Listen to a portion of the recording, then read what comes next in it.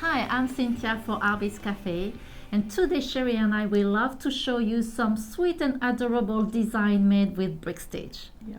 We love doing brick stitch, aren't they? So much fun. And the thing is, they are pretty easy to do, but there are some tips that you need to know. There are some shape that are not that obvious to understand how to do them. Right. So Cheri, you brought us this really cute cat. Yep. And head, and are you going to show us how to make this, right? Exactly. So it's not a square, right? So you think of a stitch and just doing line after line, but these little creatures have a lot of ins and outs. Yes. For example, we have these adorable little squirrels that Becky did, and how do you do that? How do you do all these ins and outs? And so basically it's just a few different stitches and a couple tricks, and then it's really easy to do. So that's how we're going to show you how to do that. I'm going to demo this kitty and try and cover those things. It's really sweet. So before we do that, let's have a look at what we have on our table. Because they are so cute, and you made this adorable elephant. I just love I know, it. Sweet little elephant. Love him. Just he'll go with everything, right? The soft gray. Just love elephants. And we have this really fun little floral tassel earrings. What I love in this, you could have stopped just with the flowers, but then you added the tassel, so you decorated even more. Right. I think that's a great idea. Very fashionable. Yeah. And like I said, this darling. Oh, there we go. Oops. Get him to stand up so you can see him. This darling collar chain squirrels with their little acorns and leaves. Again, there's some little charms in there along with the acorns, so you can really add to these and make them the jewelry that you want them to be. We have a cute little gnome Santa necklace, and then we have these darling collar chains. Becky did this really sweet watering can and bouquet of flowers, watering can sprinkling the flowers with silver chain. I just love that. And then we have the really sweet little happy bluebirds. Two little bluebirds just looking at each other. I love that. How cute on a white collar. Real crisp white collar. So cute. And then Becky did this pineapple. And I think this is one of my favorites. There's just something so cheery, and I just love that pineapple. Yes. I love what she did here too, those little foxes. They're cute. They are so cute.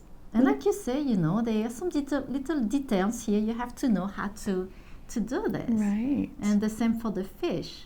This is so adorable. And then I don't really know how to make design like that. I made something simpler, like geometric pattern. Beautiful geometric patterns. Thank you. I really love this one. And then I have this one that I use also a tassel at the bottom.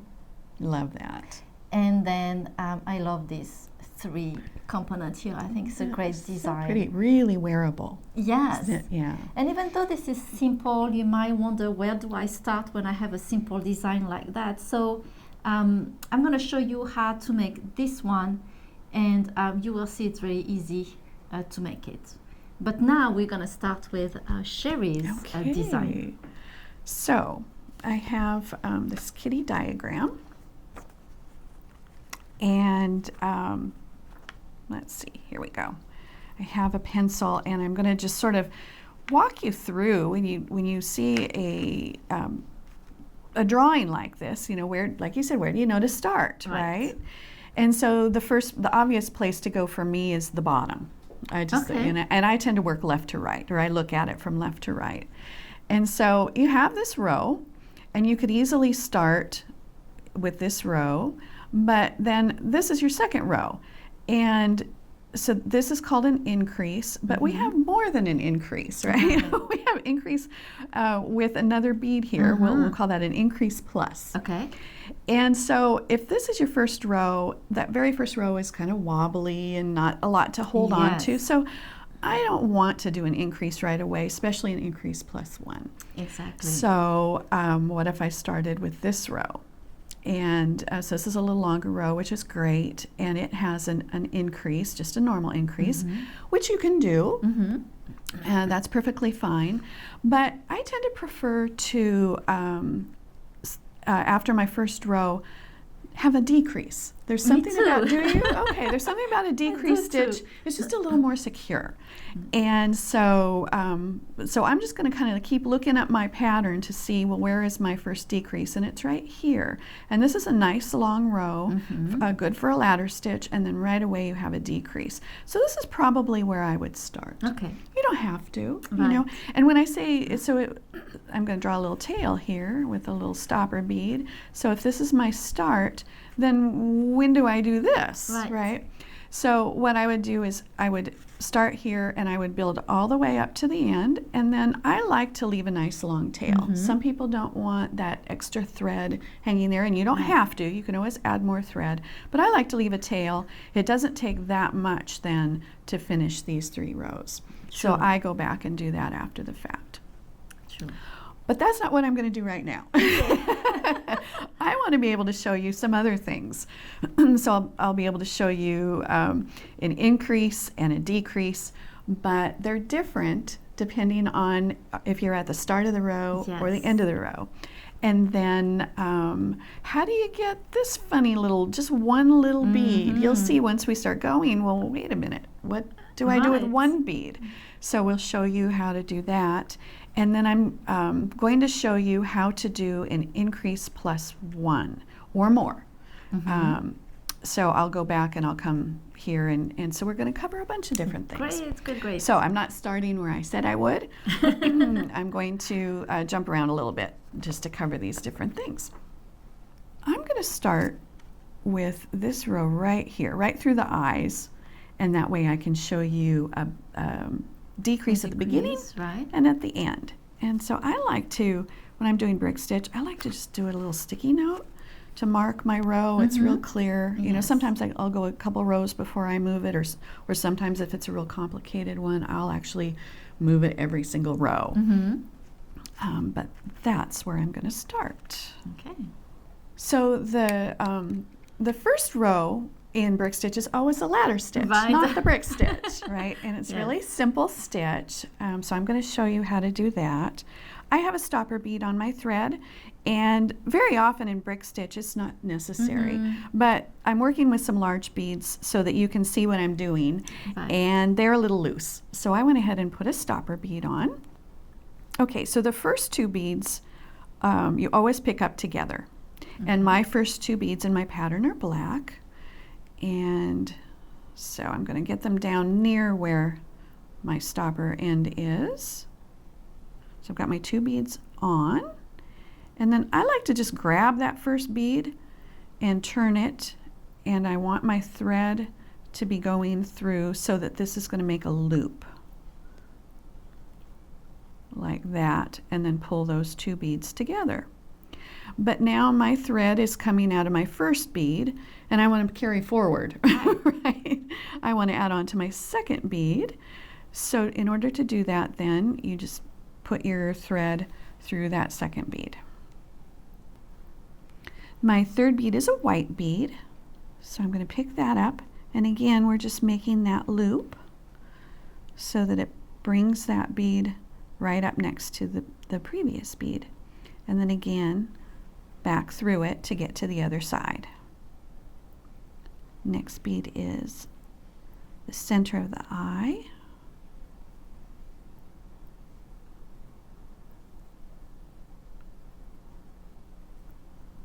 And back through. And you just continue this. It's sort of a loop-de-loop around, and you just do this until you get to the end of your row. So I've just added my last bead, and I'm going up through it. And in this case, my bead is exiting in the right direction. Right. Because I'm building this way, right, or my thread, But sometimes if I had added one more bead, then this thread would be facing down.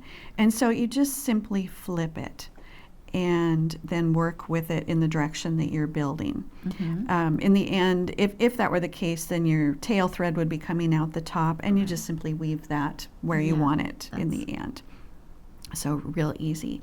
So my next row is starting with a decrease, and that is the bead is inset from the previous row. So here's the bead that I've ended with, and this is the next bead I want to do, and it's in.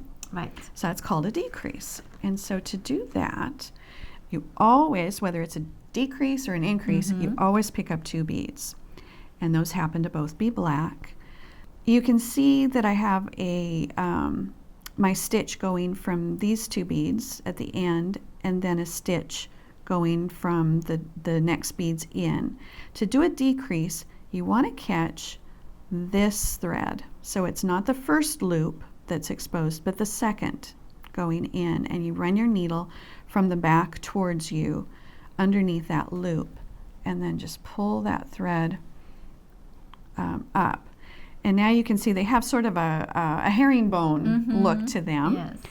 And so you run your thread through the bottom, you can see that, of the second bead that was added of the 2. And you pull that through, and then you go down the first bead, and then back up the second. And what this is going to do is it's going to draw those 2 beads together.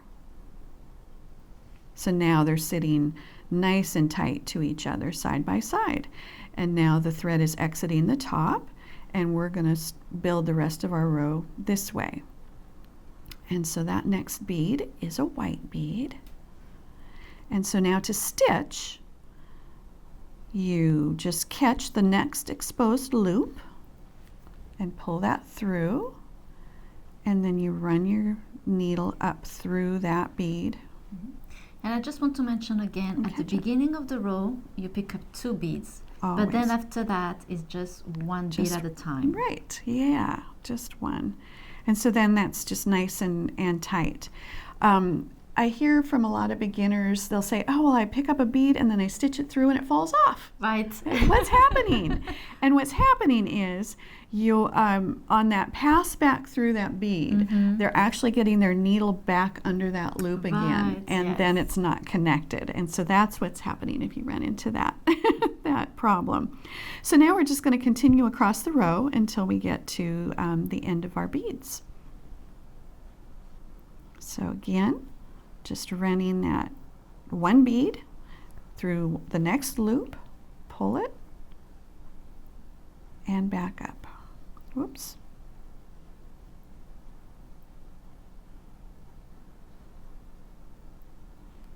There, and you can see that second row building across. Okay, and I'm down to my last bead in my row. And it's catching that very last loop.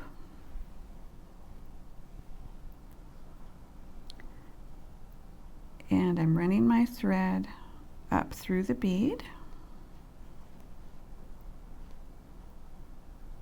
That's a decrease at the end of the row, and it's super simple. So you can see that it's inset from the end bead. And that's all there is to a decrease, is basically making that single stitch. Right. So super easy. So the next row in my pattern is another decrease. And so again, you're just picking up your 2 beads. Now, when I started doing brick stitch, I had been doing peyote stitch previously. And so with peyote stitch, I flip my work back and forth. So when I started doing brick stitch, I would flip my work back and forth. But what I've found with these little creatures in particular, especially if they're small, is it's so easy just to follow those color patterns. Okay. And by keeping the pattern facing you and just working left to right, right to left, I think it's easier to follow the pattern. I see. So this time I'm going to add my decreased beads from the opposite side. And so I can kind of show you what that looks like. So again, it's not going to go from this first loop, but the second, because it's a decrease. And I have my 2 beads. And you always want to go back through that last bead that was added to your thread first. And then down through the first bead that was added. And then up through the last bead again, pulling that nice and tight to each other.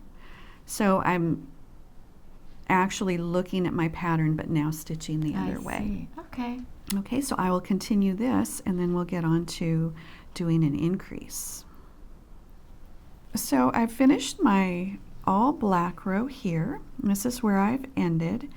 And now my next bead is an increase, right, because it's sticking out one bead from the row below it. And so to do a increase, my two beads you're picking up, and my outside bead is a black bead, and then my next inside bead is going to be that little pink bead of its ear. So I have both of those on my needle. And this time, and this is the difference between a decrease and an increase, is we're going to catch this very first loop instead.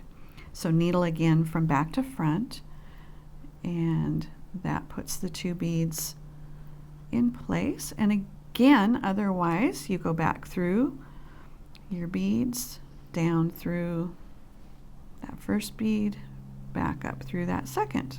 So from there, it's the same. But you can see that now this bead is to the outside of that previous row. That's an increase. Yes.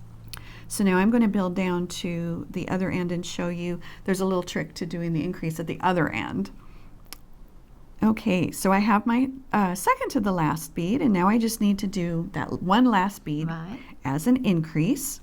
So I'm picking it up, and I'm going to run my needle through the loop that this bead is attached to, and pull that thread up, and then sometimes you have to manipulate it to get it to its side, and then run the needle up through the bottom of it. Where are you? There we go.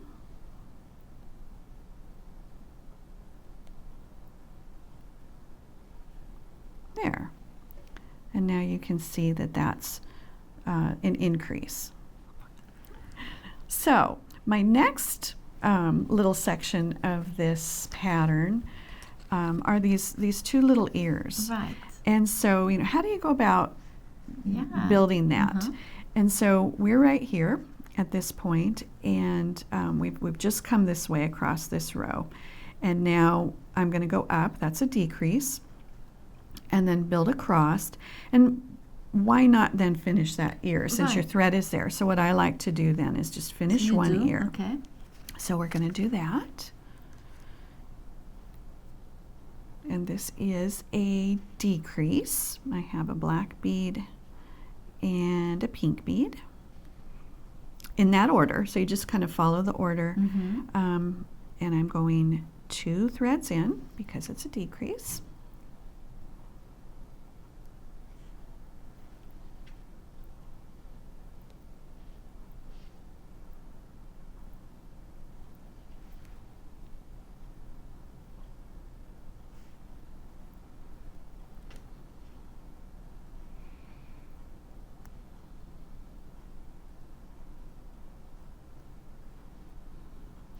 And then I have the one black bead.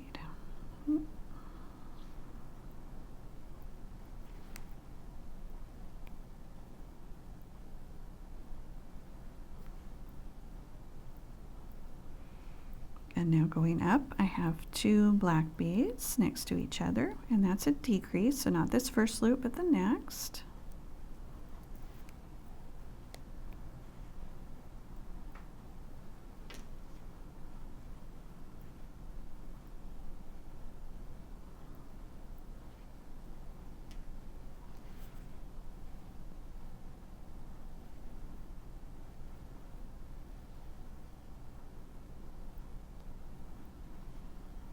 And now I just have that one last little lonely bead.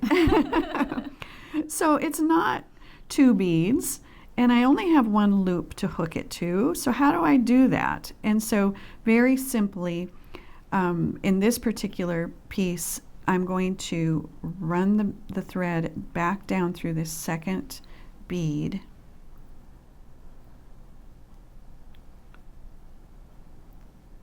And just kind of get it centered.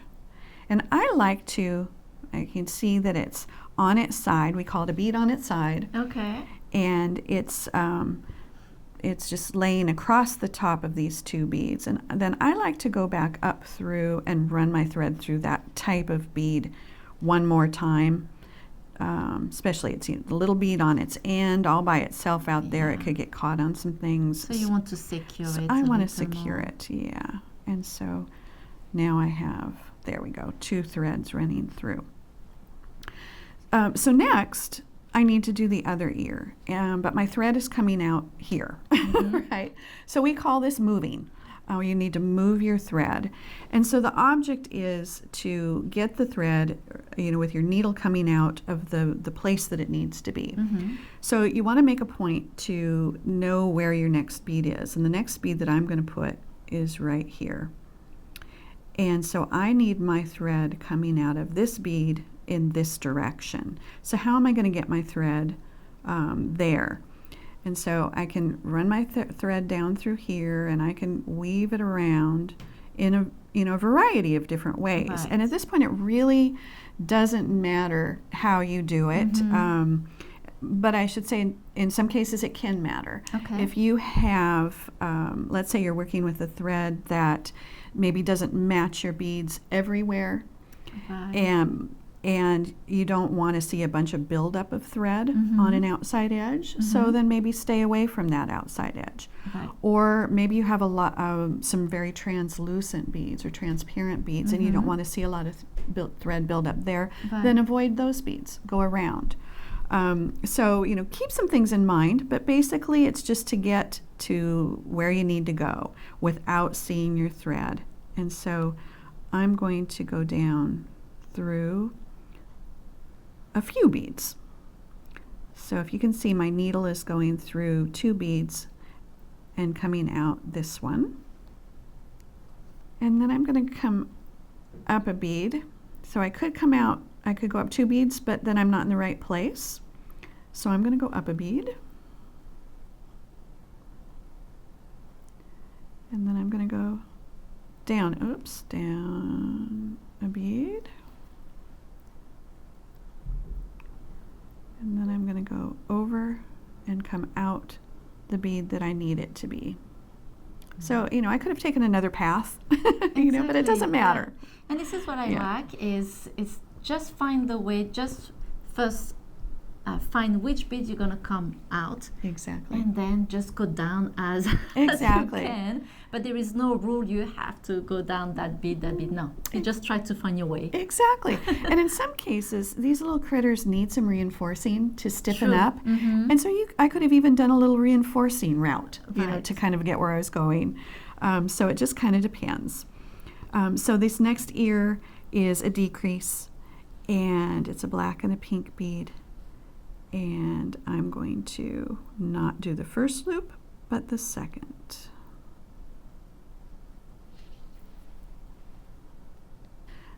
So now I'm going to show you how to do an increase +1.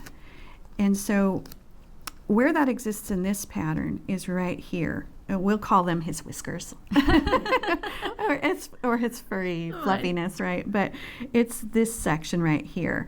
And like I said, we could have started down here and gotten to it, but I wanted to cover the other easier steps first. Right. And so as you can see, this is the bead that I have here. And then I have an increase right here, +1. And so how do you do that? Yeah. Right. So you start, if it's at the start of a row, you start with just a normal increase. So I've got my 2 beads on my needle, and I'm going to run my thread through that first loop.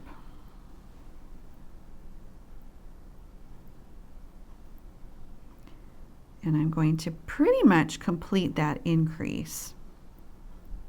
I'm going up my bead like normal and down that bead like normal. But normally I would finish by then going back up through this bead, but I want to add a bead right here. And so I'm picking up that bead and I'm adding it just like I did in the ladder stitch. Okay. I'm just making that, circling back through and making that loop, which is going to pull that bead right up next to it, like that. So there's my +1. What if I wanted +2? Then Ooh. same thing, more ladder stitch, and you can Okay. add as many as you need to make that happen. And but I only want +1. So now where do I go with this thread? Well, you can go a couple different directions. You can go back up through this bead and circle around. So I would go up this bead, down through this bead, and up that bead. Or I can just simply go up this bead. It kind of depends on how far out you go and you know, to how many beads you add. So the bottom line is you just want to get your thread to, you know, where you want it to be. Right. And in this, you know, you want it coming out of that next bead, ready to add the next bead to your pattern. Right.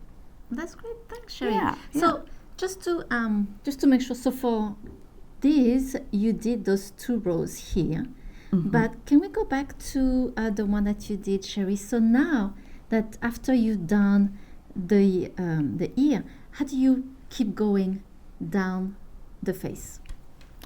You flip it upside down. Okay. You just turn your pattern. Okay. And let's see. So I'm coming out of this row right here at his eyes. So my next row would be this one. My thread's coming out of this bead right here. So my next row is going to be this one, which is an increase. So I will either use my tail to continue, or I'll add a new thread and weave that in, and then continue building. And like I said, I wouldn't have started that far up normally for the cat. Right. But it's the same thing if I had started even 1 or 2 rows in. You still turn it upside down and then use from where you ended, or where you actually started to begin with. Okay, that sounds good. Thanks, Cheri. Yeah. So now I want to show you how I do mine, and it's pretty easy too. So this is the design that I would like to show you. It's pretty easy. I love anything geometric. It's easier for me. And I draw the design on a graph paper here. And again, where do you start? So like Cheri, you start with a ladder stitch. And on a geometric design like that, I like to start in the middle.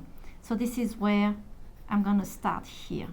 So I'm going to create my ladder stitch through that longer part of the design.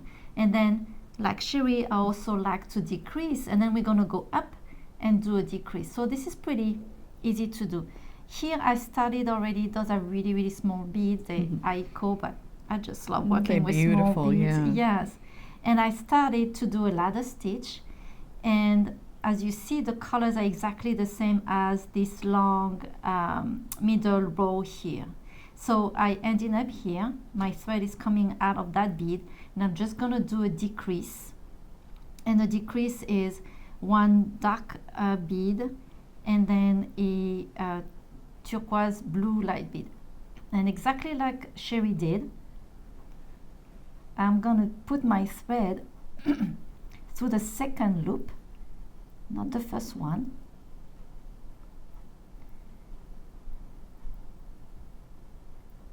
And then go back on the lighter blue bead.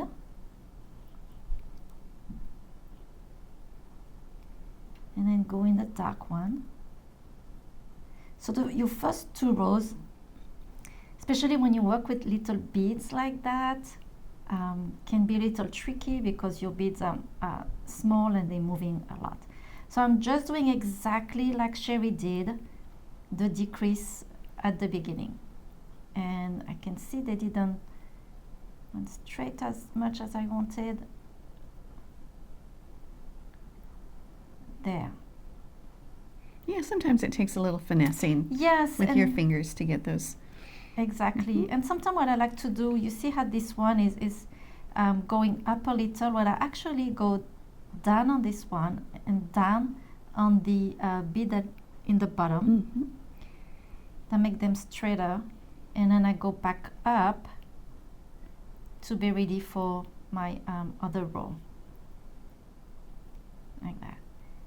And then the next bead is a yellow one, so I'm just picking up one bead, go to the next, and do the next loop and do my next row. So that's all you have to do, is exactly like Cheri did. So you can go all the way like that and keep doing decreasing. So this is what I did on this one here. I'm going to put that aside and show you with this little one that I... So this is the part on the top here that I did. And if you remember, when Cheri was doing her cat, she was keeping her work exactly at the same, face up? Face up, I yes, guess, yeah. Yes. But because it's a geometric design, you can easily flip your work. So this is how I do usually. I go one row, and I like to start from the right side. So I flip my work and I do the other side. It's exactly the same bead. So this is pretty easy to do. So, so when you're done with this, and I want to show you how I ended here too, but what do you do next? Well, again, this is a geometric design, super simple. So I flip my work, and what do you do? Well, if you look at it, it's exactly the same, right? The top and the bottom is exactly the same. So you just repeat that. You don't need to do anything else. Right. You don't need to turn your work. You just repeat what you did here. Yeah, easy, huh? Yeah. The beauty of symmetry. Exactly. Yes. So then also when I finish with my top here, my thread was long enough that I just went through all those beads here and go back here to start the other row. And now you do exactly the same. So I'm looking here, I have a decrease, the dark bead and the light blue. I go on my second loop, in my second loop.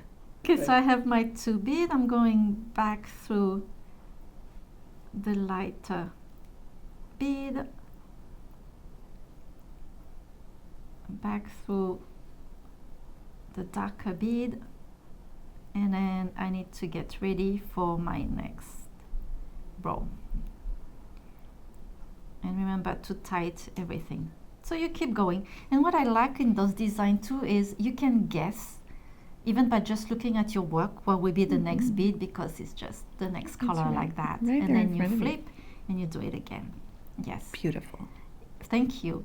So then if you look at this top bead here, it's not, how do you say that, Cheri? That the Not on its side? It's not on its side, yes. On this design, I did it this way, that the bead here is on the side. And maybe, Cheri, can I borrow your cat, like that we can see better with your big bead?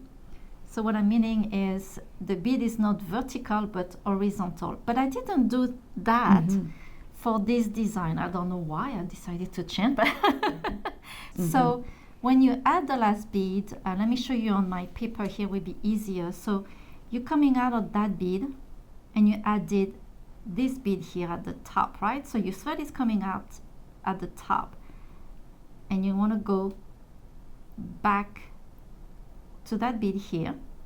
Around the outside, right? Around the outside. So your thread's going to be at the outside of your bead. You're going to go to the next bead here and you're going to go to the outside of the bead and bring the thread back inside the bead. So your thread's going to be out on both sides. And then you can go and secure your thread any way you want.